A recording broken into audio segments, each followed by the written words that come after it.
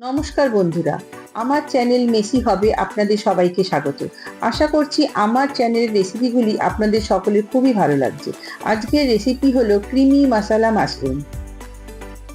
প্রথমে মাশরুমগুলোকে নিয়ে টুকরো করে ভালো করে ধুয়ে নিয়েছি।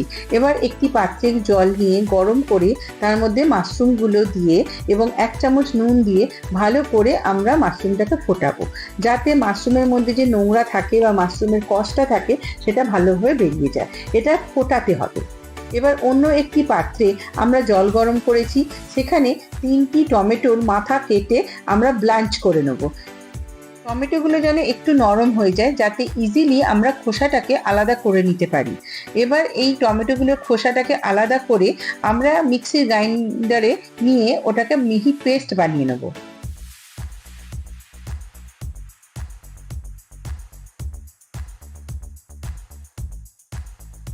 এবার আমাদের মাশরুমটাও ফুটে উঠেছে। দেখেছেন মাশরুম থেকে কিরকম নোংরা কালো জল বেরিয়েছে। এবার এই মাশরুমটাকে আমরা আলাদা করে ছেঁকে রেখে দেবো।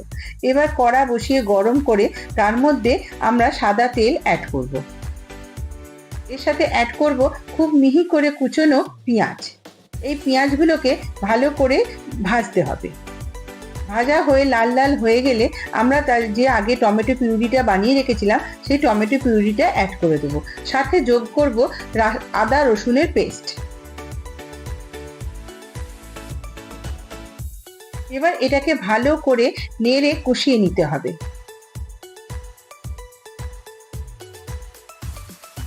এরপর আমরা শুকনো মশলাগুলো অ্যাড করে দেবো। প্রথমে দেবো হলুদ গুঁড়ো, তারপর দেবো লঙ্কা গুঁড়ো, এরপর দেবো আপনার ধনে গুঁড়ো।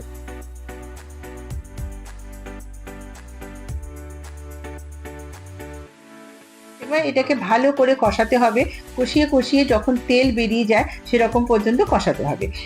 এবার কসুরি মেথি নিয়ে সেটাকে দুটো হাতে ভালো করে ঘষে গুঁড়ো করে ওর মধ্যে যোগ করে দিতে হবে। আবার কিছুক্ষণ নাড়ার পর আমরা এবার মাশরুমটাকে অ্যাড করে দেবো।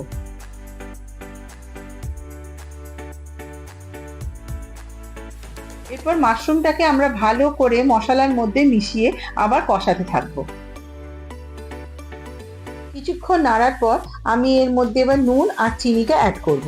আপনারা আপনাদের স্বাদ অনুযায়ী এটা দেবেন।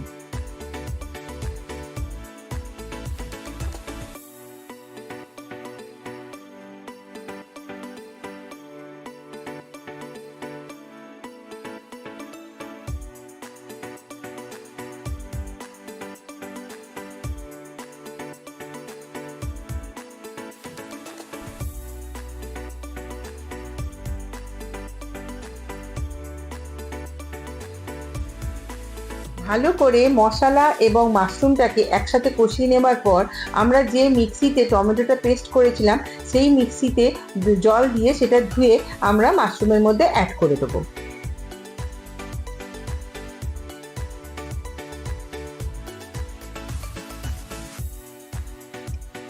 জলটা শুকিয়ে যখন আর একটু গাঢ় গাঢ় হয়ে আসবে তখন আমরা এর মধ্যে দিয়ে দেবো ফ্রেশ ক্রিম। ফ্রেশ ক্রিমটা দিয়েও ভালো করে নাড়াতে হবে।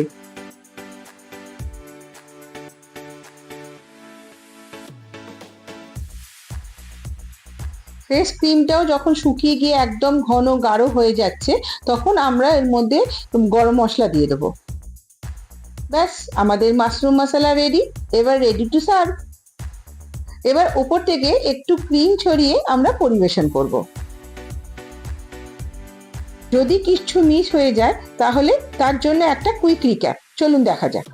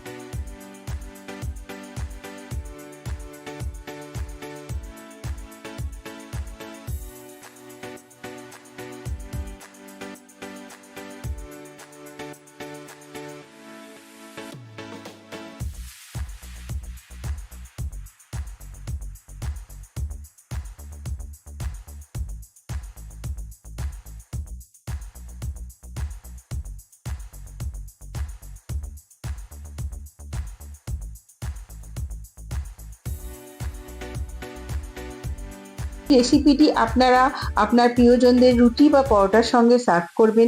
আশা করি সবার ভালো লাগবে। যদি ভালো লাগে অবশ্যই সাবস্ক্রাইব করবেন এবং লাইক ও শেয়ার করবেন। নমস্কার।